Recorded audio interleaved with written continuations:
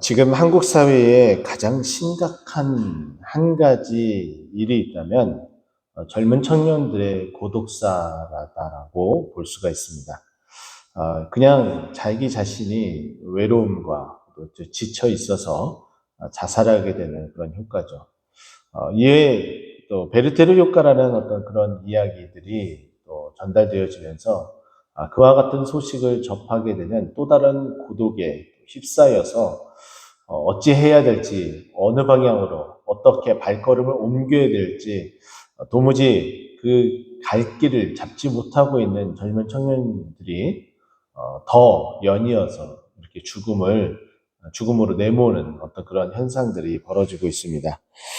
마치 오늘 본문에 하나님께서 이스라엘 백성들을 출애굽하여서 바로 가나안 땅에 들어가 그들이 원하고 바라고 소망하는 그 가나안 땅에 입성하고 행복하게 살게 될 것 같은 그런 마음에 들었지만, 하나님께서는 이스라엘 백성이 그 가나안 땅에 들어가는 것은 전쟁을 뜻하고 그 땅의 거민들과 싸워서 이겨야지 그 땅을 차지할 수 있는데, 그렇게 되면은 그 전쟁으로 인해서 그들이 마음을 돌이켜서 애굽으로 오게 될 듯하여 이스라엘 그 백성들을 광야에서 유리하며 1세대를 다 그 죽음 가운데 이르게 하고, 광야에서 태어난 2세대들이 이제 가나안 땅에 들어가게끔 하는 것이 하나님의 큰 그림이었고 계획이었습니다. 그 기간이 무려 40년이라는 시간이었죠. 이제 이스라엘 백성들은 시나이 반도를 지나 이제 신광야에 이르러서 거기에 다다랐을 때에 미리암이 이제 죽게 됩니다. 미리암은 매우 고령의 나이였죠. 우리가 주일날 말씀을 나눴던 것처럼 모세와의 나이 차이를 대략 10살로 추정한다면 모세가 80세에 출애굽을 하였기 때문에 미리암의 이때의 나이는 출애굽한 1년 후이기 때문에 대략 91세 정도로 추정을 합니다. 그러면 이미 굉장히 노구의 몸인 것으로 우리가 확인되어지고, 그렇다면은 그 육신의 그 한계가 다다랐기 때문에 언제든지 하나님이 데려가실 수 있는 나이가 된 겁니다. 그렇기 때문에 전혀 이상할 것이 없죠. 그렇게 받아들여야 되는 것이고, 그런데 여기 보면은 미리암이 거기서 죽음에 장사되었다라는 말 뒤이어서 회중이 무리 없으므로 모세와 아론에게 모여드니라 라는 말로서 또 다른 문제가 야기됨을 우리에게 이야기를 해주고 있어요. 이것은 매우 특별한 부분이라고 볼 수가 있죠. 저렇게 죽는구나. 지금 우리도 죽게 생겼는데, 이게 지금 우리도 미리암 같이 죽는 건 아닌가라는, 마치 베르테르 효과처럼 도미노 현상이 벌어지고 있는 듯한 모습을 보여주고 있습니다. 당연히 물이 없으면 죽게 되어지겠죠.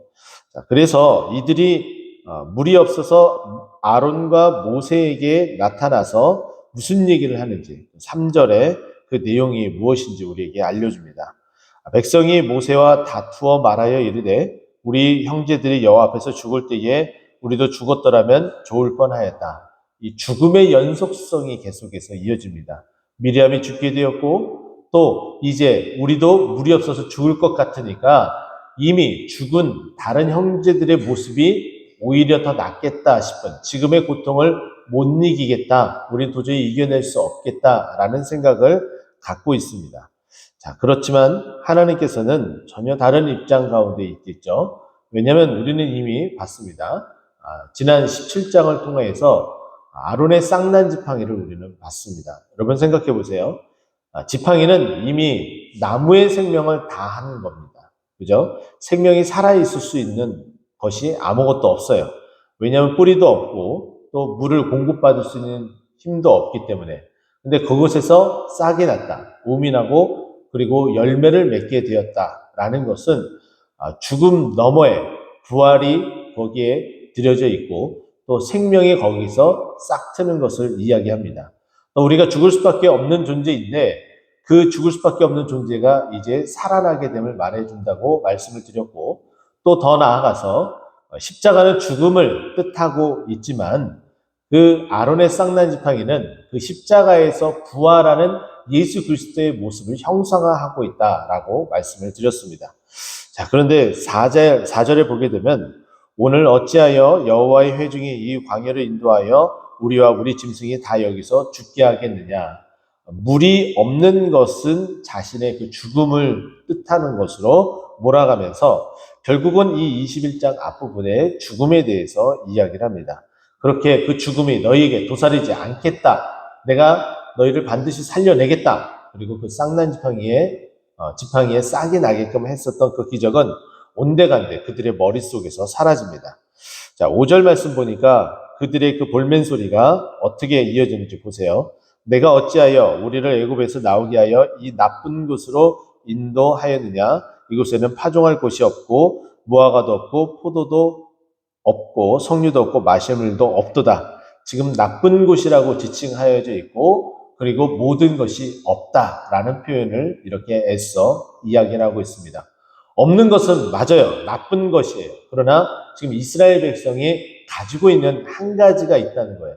근데 그 한 가지를 간과하고 지금 그 없는 것에 대해서 불만을 다 표출하고 그 없는 것으로 인하여 나쁘다라고 표현하죠.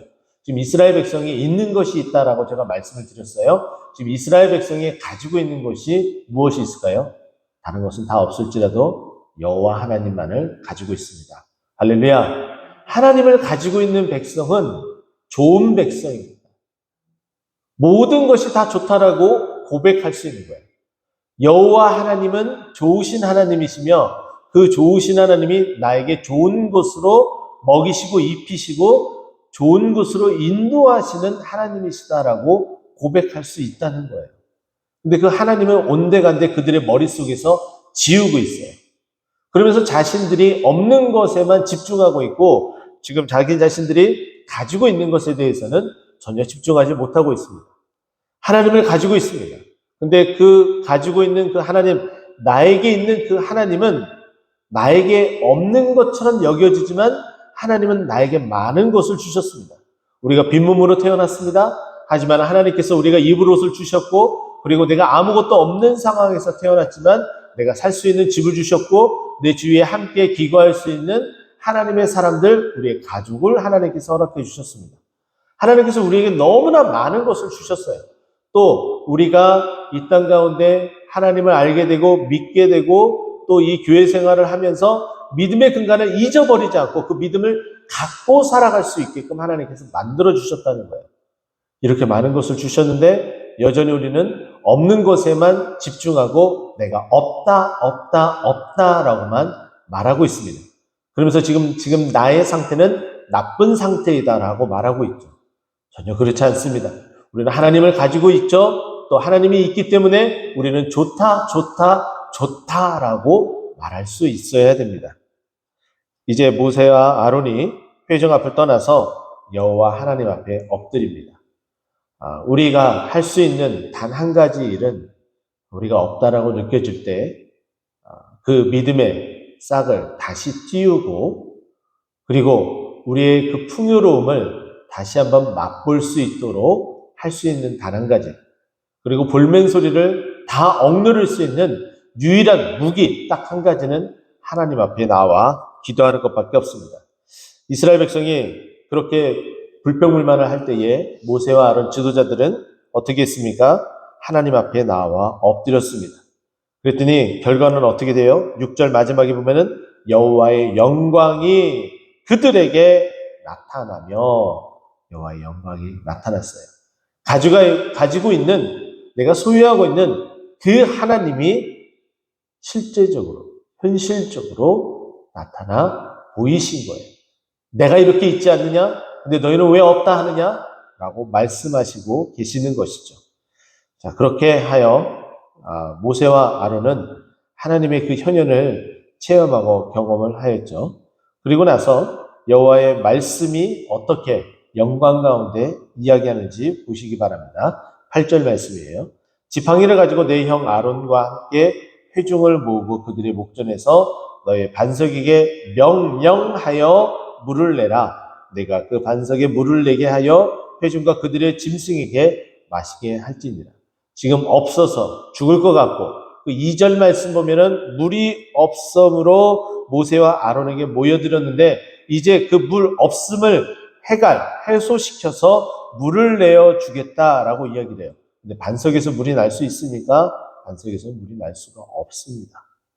근데 그 반석에서 물이 나게 하겠다라는 것은 내가 어떠한 기적을 나타내서라도 너희를 살려내겠다라고 말씀하시는 거예요. 이 반석은 우리가 알고 있는 것처럼 예수 그리스도를 나타냅니다. 예수 그리스도에게서 생명의 성령의 그 생명수가 철철 나오게 되어져 있다고 요한복음 7장 말씀은 우리에게 이야기를 해주고 있죠. 그 살아날 수 있는 생명수, 반석에서 명하게 되면, 예수님의 말씀으로 명령하게 되면 그 물이 나올 수밖에 없음을, 그 물은 또 우리를 죽음에서 벗어나 살아나게 할 수 있음을 우리에게 이렇게 이야기를 해줍니다. 자, 그리하였기 때문에 9절 말씀 보세요. 모세가 그 명령대로 여호와 앞에서 지팡이를 잡게 됩니다. 지팡이는 어떤 의미인지 나눴어요. 지팡이는 이미 죽은, 더 이상 싹을 낼 수 없고 열매를 맺을 수 없는 그런 존재였지만 하나님께서 그 가운데 역사하면 그 죽음 가운데 있는, 도무지 살 수 없는 그런 상황일지라도 하나님께서 기적적으로 살려내시겠다라고 말씀하고 있는 거예요. 자, 여기까지는 매우 좋았습니다. 우리가 읽지는 않았지만 이 뒤에 이어서 말씀을 보게 되면 하나님은 분명히 그 반석에게 명해라라고 이야기를 했어요. 8절에 너희는 반석에게 명령하여라고 이야기를 했죠. 그러나 모세는 어떻게 했습니까? 11절에 보세요. 모세가 그의 손을 들어 그의 지팡이로 반석을 몇 번 쳤다? 2번 치니 물이 많이 솟아나므로 회중과 그들이 짐승이 마시게 되었다. 물은 낼 수 있었지만 하나님께서 원하시는 방법은 아니었습니다. 그렇기 때문에 그것으로 인하여서 무리바라다라고 이야기를 했죠. 이스라엘 백성이 하나님과 다퉜다, 모세와 다퉜다라는 이야기겠죠. 하지만 하나님께서 원하시는 방법은 아니었습니다. 하나님의 명령은 명령하였다는 거죠. 우리도 그랬으면 좋겠습니다. 우리의 삶에 하나님의 명령처럼 너는 여호와 앞에 무릎을 꿇을지어다. 그리고 우리의 그 힘들고 어려운 그 고통에게 명령하여 너희는 더 이상 우리를 지배하지 못하고 우리를 관할하지 못한다. 너희는 떠나갈지어다 라고 명령하며 하나님의 그 명령처럼 우리를 굳게 닫아버리고 더 이상 할 수 없을 것 같은 그 반석과 같은 그것에게 명령하여 이제 살아날 수 있도록, 그곳에서 생수의 물이 나올 수 있도록 명령하여 되살아나는 우리 모두가 되었으면 좋겠습니다.